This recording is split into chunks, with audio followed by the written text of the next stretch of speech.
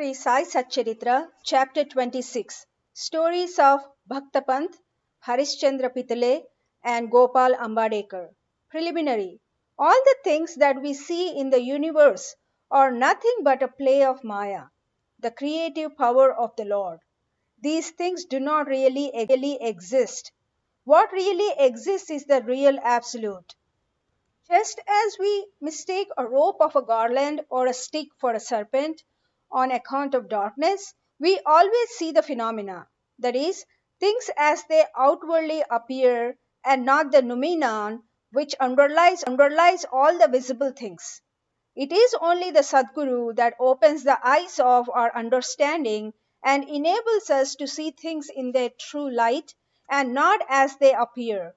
Let us, therefore, worship the Sadguru and pray to him to give us the true vision, which is nothing but God vision. Inner worship. Hemar Pant has given us a novel form of worship.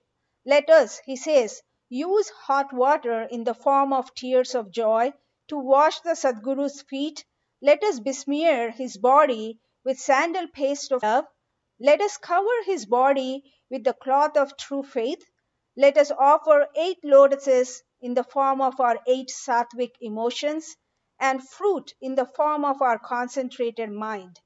Let us apply to his head bukka in the form of devotion and tie the waist and place our head on his toes. After decorating the Sadguru with all the jewelry in this way, let us offer our all to him and wave chamar of devotion to word of heat. After such blissful worship, let us pray thus. Introvert our mind, turn it inward. Give us the discrimination between the unreal and the real, and non-attachment for all worldly things, and thus enable us to get self-realization.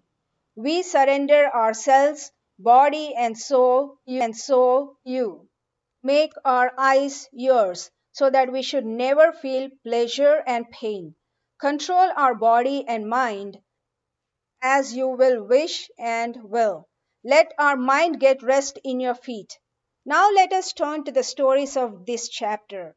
Bhakta Pant, that a devotee by name Pant, a disciple of another Sadguru, had the good fortune of visiting Shirdi. He had no mind to go to Shirdi, but man proposes one way and God disposes the other.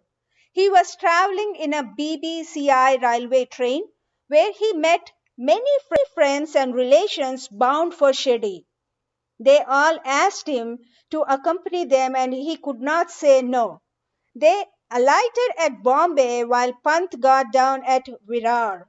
There he took the permission of his Sadguru for the Shirdi trip and after arranging for the expenses left with the party for Shirdi. They all reached the place in the morning and went to the masjid at about 11 a.m. Seeing the concourse of devotees assembled for Baba's worship, they were all pleased. But Pant suddenly got a fit and fell senseless. They were all frightened. Still they tried their best to bring him to his senses. With Baba's grace and with pitchers of water which they poured over his head, he regained his consciousness and sat upright as if he was just awakened from sleep. The omniscient Baba, knowing that he was a disciple of another Guru, assured in his own Guru by addressing him as follows: Come what may, leave not, but stick to your bolster, that is, support of your Guru, and ever remain steady, always atonement with him. Pant at once knew the significance of this remark, and thus he was reminded of his Sadguru. This kindness of Baba he never forgot in his life. Harishchandra Pitale. There was a gentleman by name Harishchandra Pitale in Bombay. He had a son who suffered from epilepsy. He tried many allopathic and Ayurvedic doctors, but there was no cure. There remained only one way of remedy, which is resorting to the saints. It has been stated in chapter 15 that Dasganu, by his inimitable and splendid kirtans, spread the fame of Sai Baba in the presidency. Mr. Pitale heard some of these kirtans in 1910 and learned therefrom and from others that Baba, by his touch and mere glance, cured many incurable diseases. Then a desire arose in his mind to see Sai Baba, making all preparations and taking presents and fruit baskets. Mr. Pitale came to Shirdi with his family, wife, and children. He then went to masjid with them, prostrated before Baba, and placed his sick son on Baba's feet. No sooner Baba saw the child than an untoward thing happened. The son immediately revolved his eyes and fell down senseless. His mouth began to foam and his whole body began to perspire profusely, and it seemed as if he breathed himself out. Seeing this, the parents became very nervous and excited. The boy used to get such fits very often, but the fits seemed to persist long. Tears began to flow ceaselessly from the mother's eyes, and she began to wail, crying that her condition was like that of a person who, being afraid of the robbers, ran into a house which collapsed on him, or like a cow fearing a tiger ran into the hands of a butcher, or like a traveler who, being tormented by the heat of the sun, went to take refuge under a tree which fell upon him, or like a devout person going for worship into a temple which collapsed upon him. Then Baba comforted her, saying, "Do not wail like this. Wait a bit. Have patience. Take the boy to your lodging. He will come to his senses within half an hour." They did as directed by Baba and found that his words came true. As soon as he was taken into the Wada, the boy recovered, and all the Pitale family were very delighted, and all their doubts disappeared. Then Mr. Pitale went with his wife to see Baba and prostrated himself before him very humbly and respectfully, and sat shampooing his legs and mentally thanking Baba for his help. Baba then smilingly said, "Are not all your thoughts, doubts, and apprehensions calmed down now? Hari will protect him who has got faith and patience."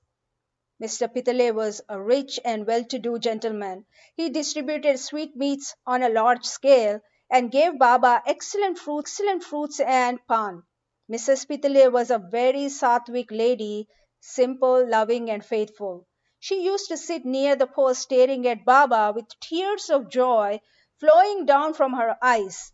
On seeing her of an amicable and loving nature, Baba was much pleased with her. Like God's saints are always dependent on their devotees who surrender and worship them with their heart and soul. After passing some happy days in Baba's company, the Pitale family came to the masjid to take Baba's leave to depart. Baba gave them udi and blessings and called Mr. Pitale close by and said to him, "Bapu, I had given you before 2 rupees. Now I give you 3 rupees.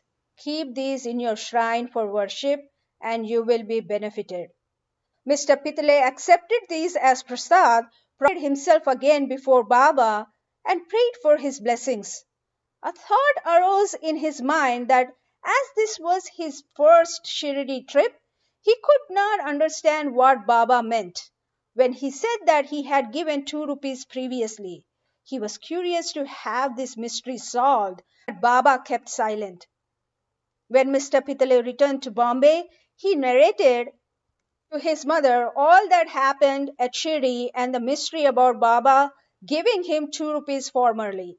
The mother also did not understand the mystery, but thinking seriously about this, reminded of an old incident which solved the mystery. She said to her son, "As you now went to Sai Baba with your son, so had your father done when he took you to Akkalkot for the darshan of the Maharaj many years ago.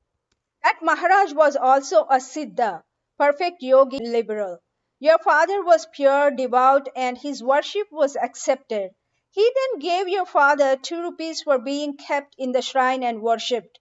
Your father worshipped them accordingly till his death, But thereafter, the worship was neglected and the rupees were lost. After some years, the memory of these 2 rupees is also disappeared, and now, as you are very fortunate, the Akkalkot Maharaj has appeared to you in the form of Sai Baba, just to remind you of your duties and worship and to ward off all your dangers.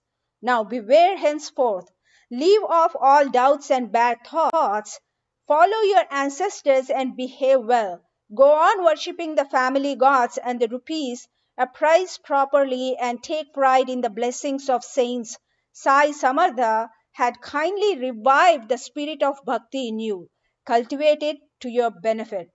Hearing the remarks of the Mr. Pitale was very much delighted.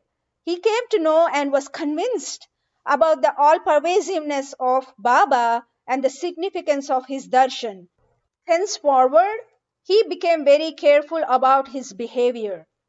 Mr. Ambadekar. Mr. Gopal Narayan Ambadekar of Pune was a devotee of Sai Baba. He served for 10 years in Abkari department in the Thana district and in Jawhar state, from where he had to retire. He tried to get some other job, but he did not succeed. He was overtaken by other calamities and his condition grew from bad to worse. He passed 7 years in this condition, visiting Shirdi every year and placing his grievance before Baba. In 1916, his plight became worse and he decided to commit suicide in Shirdi. So he came there with his wife and stayed for 2 months. One night, while sitting in a bullock cart in front of Dikshitwara, he resolved to end his life by throwing himself into a well close by. He proposed to do one way, but Baba wished to do something else. A few paces from this place there was a hotel and its proprietor, Mr. Sagun, a devotee of Baba, came out and accosted him thus. Did you ever read this Akkalkotkar Maharaj's life? Ambadekar took that book from Sagun and began to read it. Casually, or we may say providentially, he came across effect. During the lifetime of Akkalkotkar Maharaj, a certain devotee suffered very much from an incurable disease, and when he could endure the agony and pain no longer, he became desperate and to end his miseries threw himself one night into a well. Immediately the Maharaj came there and took him out with his own hands and advised him thus: you must enjoy the fruit, good or bad, of your past actions. If the enjoyment be incomplete, suicide won't help you. You have to take another and suffer again. So instead of killing yourself, why not suffer for some time and finish up your score of the fruit of your past deeds and be done with it once and for all? Reading this appropriate and timely story, Ambadekar was much surprised and moved. Had he not got Baba's hint through this story, he would have been no more. On seeing Baba's all-pervasiveness and benevolence, his faith in him was confirmed, and he became a staunch devotee. His father was a devotee of Akkalkotkar Maharaj, and Sai Baba wanted him to walk into his father's footsteps and continue his devotion to him. He then got Sai Baba's blessings and his prospects began to improve. He studied astrology and gained proficiency in it and thereby improved a lot. He was able to loan sufficient money and passed his afterlife in ease and comfort. Bow to Sri Sai, peace be to all.